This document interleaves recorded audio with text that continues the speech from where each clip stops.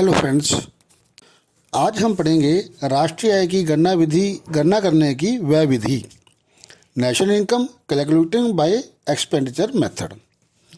तो शुरू करते हैं वीडियो व्यय विधि के साथ। राष्ट्रीय आय की गणना करने की तीसरी विधि व्यय विधि है। इस विधि को उपभोग एवं निवेश विधि भी कहा जाता है।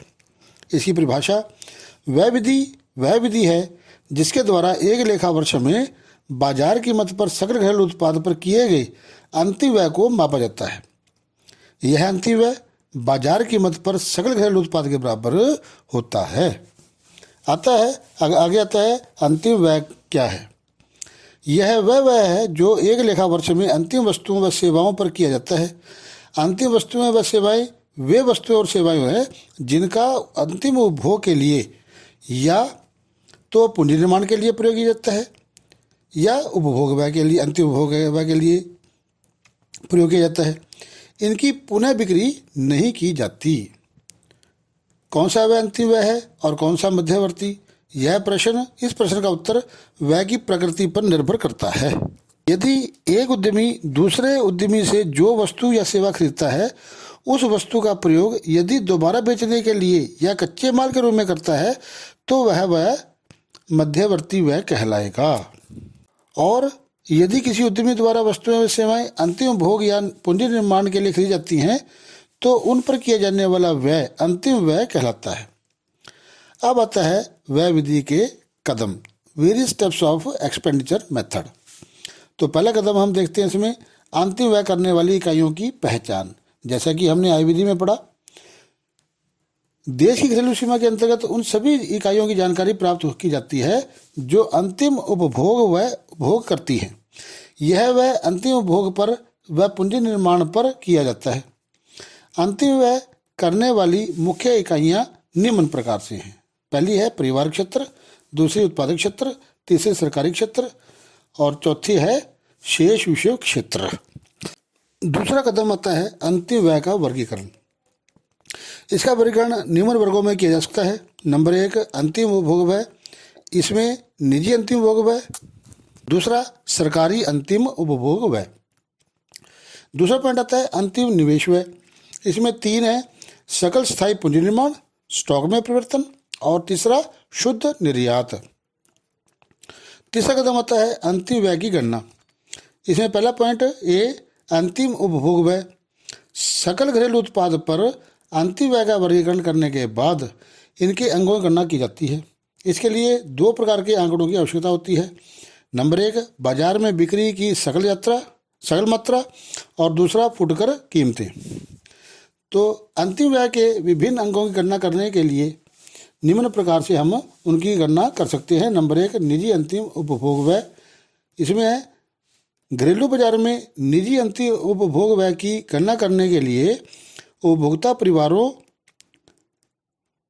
तथा निजी गैर लाभकारी संस्थाओं को टिकाऊ उपभोग वस्तुओं, अर्ध टिकाऊ उपभोग वस्तुओं और सेवाओं की जो अंतिम बिक्री की जाती है उसकी सफल मात्रा को फुटकर कीमतों से गुणा कर दिया जाता है। गैर निवासियों द्वारा घरेलू बाजार में प्रत्यक्ष क्रय को इसमें शामिल नहीं किया जाता, परंतु निवासी परिवारों द्वारा विदेशों में किए गए प्रत्यक्ष क्रय को जोड़ दिया जाता है।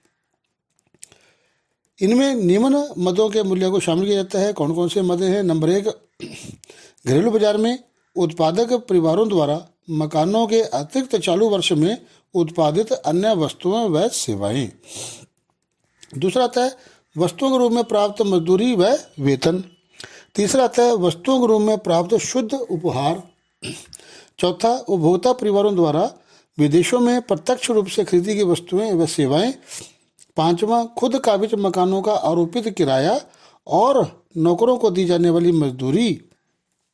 छठा आता है परिवारों को सेवा प्रदान करने वाली गैर लाभकारी संस्थाओं द्वारा चालू वर्ष में उत्पादित वस्तुओं और सेवाओं की खरीद तथा कर्मचारियों का पारिश्रमिक। दूसरा पॉइंट आता है सरकारी अंतिम उपभोग व्यय। घरेलू बाजार में सरकारी अंतिम उपभोग व्यय की गणना करने के लिए निम्न खर्चों को शामिल किया जाता है। नंबर 1, सरकार द्वारा चालू वर्ष में उत्पादित वस्तुओं व सेवाओं का शुद्ध क्रय। दूसरा, सरकार द्वारा अपने कर्मचारियों को दिया गया पारिश्रमिक। और तीसरा आता है सरकार द्वारा विदेशों में किया गया शुद्ध क्रय। अब बी पॉइंट आता है सकल घरेलू पूंजी निर्माण। इसके अंतर्गत सकल घरेलू स्थायी पूंजी निर्माण और स्टॉक में परिवर्तन के जोड़ को शामिल किया जाता है। इसका निम्न प्रकार से वर्णन किया जा सकता है। नंबर 1, सकल घरेलू स्थायी पूंजी निर्माण। इनमें निम्न मदें शामिल की जा सकती हैं। नंबर 1, निर्माण पर व्यय। निर्माण पर किए जाने वाला व्यय की गणना करने के लिए निर्माण सामग्री की मात्रा को उनकी कीमतों से गुणा कर दिया जाता है। नए निर्माण पर व्यय में निम्न मदें शामिल होती हैं। नंबर 1, सभी उत्पादक क्षेत्रों द्वारा स्वलेखा के लिए अचल संपत्ति का उत्पादन। बी, उपभोक्ता परिवारों द्वारा नए मकानों की खरीद। सी, निर्माण क्षेत्र पर चालू कार्य। डी, पूंजीगत मरम्मतें जैसे पुरानी इमारतों में किए गए परिवर्तन तथा नई इमारतों में नए कमरों का निर्माण। दूसरा आता है मशीनरी पर व्यय। मशीनरी पर किए गए व्यय का अनुमान दो तरीके से लगाया जा सकता है। नंबर 1, इनकी अंतिम बिक्री की मात्रा को बाजार में प्रचलित कीमतों से गुणा कर दिया जाता है। और दूसरा, जिन्ह प्रवाह विधि के अनुसार प्रचलित वर्ष में उत्पादित मशीनरी की सकल मात्रा ज्ञात करके उसे खरीदारों द्वारा दी गई कीमतों से गुणा कर दिया जाता है। इन दोनों विधियों द्वारा मशीनरी पर जो अंतिम व्यय किया जाता है उसमें स्वलेखा उत्पादन के लिए उत्पादित की गई मशीनों की कीमतों को भी जोड़ लिया जाता है। दूसरा आता है स्टॉक में परिवर्तन। स्टॉक में होने वाले भौतिक परिवर्तनों पर किए जाने वाले व्यय की गणना करने के लिए भौतिक परिवर्तन की मात्रा को बाजार कीमतों से गुणा कर दिया जाता है। स्टॉक में परिवर्तनों का अनुमान अंतिम स्टॉक में से प्रारंभिक स्टॉक को घटाकर लगाया जाता है। स्टॉक में परिवर्तन बराबर है अंतिम स्टॉक माइनस प्रारंभिक स्टॉक। तीसरा आता है शुद्ध निर्यात। एक लेखा वर्ष में किसी एक देश द्वारा शेष विश्व को किए गए निर्यात तथा शेष विश्व से किए गए आयात का अंतर शुद्ध निर्यात कहलाता है। यानी शुद्ध निर्यात बराबर है निर्यात माइनस आयात। निर्यात इनसे अभिप्राय एक देश से दूसरे देश को भेजी जाने वाली वस्तुओं व गैर साधन सेवाओं से है। जैसे भारत से विदेशों को चाय, कॉफ़ी, जवाहरात आदि भेजते हैं, इसी प्रकार विदेशों से भारत में पर्यटक भी आते हैं। दूसरा आता है आयात। इससे अभिप्राय विदेशों से वस्तुएं व सेवाएं मंगाने से है। जैसे भारतीय उद्यम विदेशों से मशीनें, धातुएं आदि का आयात करते हैं। अतः शुद्ध निर्यात के मूल्य को जानने के लिए वस्तुओं व सेवाओं के निर्यात मूल्य में से आयात मूल्य को घटा दिया जाता है। अर्थात शुद्ध निर्यात जानने के लिए हमें क्या करना पड़ता है, वस्तुओं और सेवाओं के निर्यात मूल्य में से क्या करते हैं, आयात मूल्य को घटा देते हैं। शुद्ध विदेशी निवेश बराबर है शुद्ध निर्यात माइनस विदेशों से शुद्ध साधन आय। यदि व्यय विधि द्वारा राष्ट्रीय आय का अनुमान लगाते समय शुद्ध निर्यात के स्थान पर शुद्ध विदेशी निवेश का प्रयोग किया जाए तो बाजार कीमत पर सकल राष्ट्रीय उत्पाद को ज्ञात किया जा सकता है। यानी बाजार कीमत पर सकल राष्ट्रीय उत्पाद बराबर है निजी अंतिम उपभोग व्यय जमा सरकारी अंतिम उपभोग व्यय जमा सकल घरेलू पूंजी निर्माण जमा शुद्ध विदेशी निवेश। अब आता है व्यय विधि द्वारा बाजार कीमत पर सकल घरेलू उत्पाद ज्ञात होता है। अतः बाजार कीमत पर सकल घरेलू उत्पाद बराबर है निजी अंतिम उपभोग व्यय जमा सरकारी अंतिम उपभोग व्यय जमा सकल घरेलू पूंजी निर्माण जमा शुद्ध निर्यात।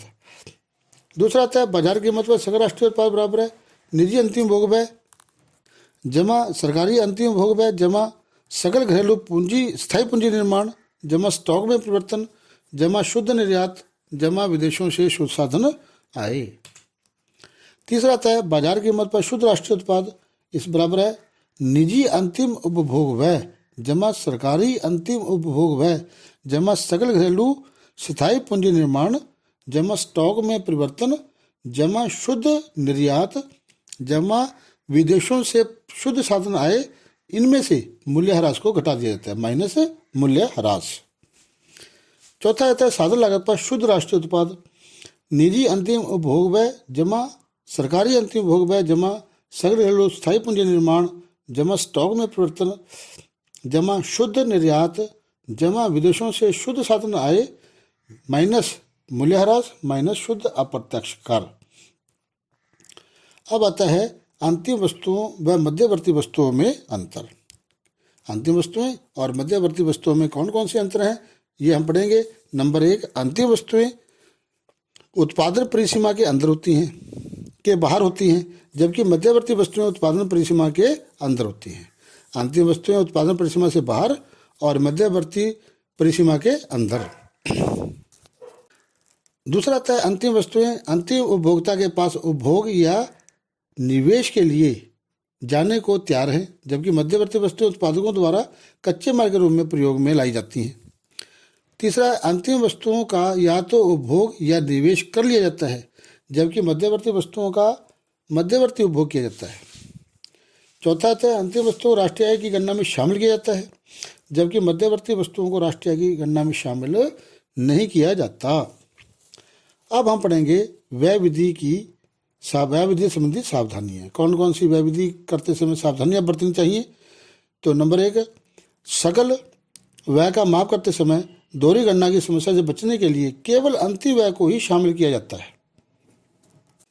तो व्यय विधि संबंधी सावधानियाँ, नंबर 1, सकल व्यय का माप करते समय दोहरी गणना की समस्या से बचने के लिए केवल अंतिम व्यय को ही शामिल किया जाता है। दूसरा, राष्ट्रीय आय की गणना करते समय मध्यवर्ती वस्तुओं के व्यय को शामिल नहीं किया जाता, उसे नहीं किया जाना चाहिए। नंबर 3, पुरानी वस्तुओं पर किए जाने वाला व्यय सकल व्यय में शामिल नहीं किया जाता, क्योंकि यह व्यय पहले से ही शामिल कर लिया जाता है। चौथा आता है शेयरों व बॉन्ड्स पर किया गया व्यय भी सकल व्यय में शामिल नहीं किया जाता, क्योंकि ये केवल कागजी दावे हैं, इनसे कोई मूल्यवृद्धि नहीं होती। और पांचवा आता है सरकार द्वारा हस्तांतरण भुगतान, जैसे वृद्धावस्था पेंशन, छात्रवृत्तियों आदि पर किया गया व्यय भी इसमें शामिल नहीं किया जाता, क्योंकि इसके बदले में कोई वस्तु या सेवा प्राप्त नहीं होती। धन्यवाद।